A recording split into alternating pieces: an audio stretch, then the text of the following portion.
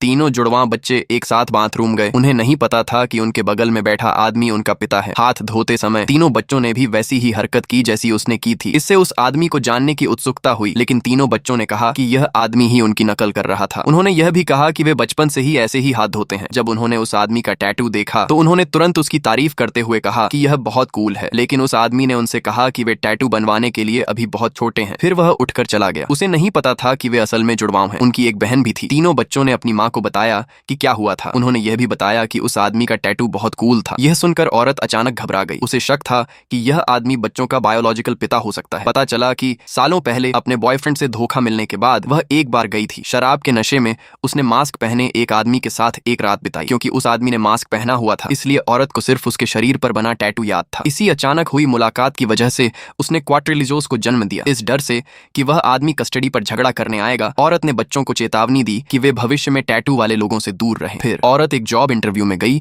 और गलती से उस आदमी से मिल गई। औरत उसे पहचान नहीं पाई, लेकिन आदमी ने उसे तुरंत याद कर लिया और पता चला कि वह कंपनी का सीईओ था। बुरे इरादों वाले एक पार्टनर ने बीच बचाव किया, उस पर प्रॉब्लम करने का आरोप लगाया और उस आदमी को उसे नौकरी पर न रखने के लिए उकसाया। लेकिन उस आदमी ने उन बातों को नजरअंदाज कर दिया और अपने असिस्टेंट से उसे नौकरी पर रखने के लिए कहा। नाराज पार्टनर ने औरत से बदला लेने का फैसला किया, तो उस रात पार्टी में उसने जानबूझकर बिल भरने के लिए एक जाल बिछाया। जब उसने $300,000 का बिल देखा तो औरत को एहसास हुआ कि वह जाल में फंस गई है। उसने गुस्से में बिल फेंका और चला गया। प्राइवेट रूम से निकलते समय वह सीईओ से टकरा गया, जिसने मास्क पहना हुआ था। जब उसने उस आदमी के हाथ पर टैटू देखा तो उसने तुरंत उससे इसकी जिम्मेदारी लेने को कहा। उस आदमी ने कंफ्यूजन से पूछा कि वह किस तरह की जिम्मेदारी की बात कर रहा है। उसने उस पर इल्जाम लगाया, उस रात तुमने प्रोटेक्शन नहीं पहनी थी। उस आदमी ने तुरंत पूछा कि क्या वह उससे प्रेग्नेंट थी।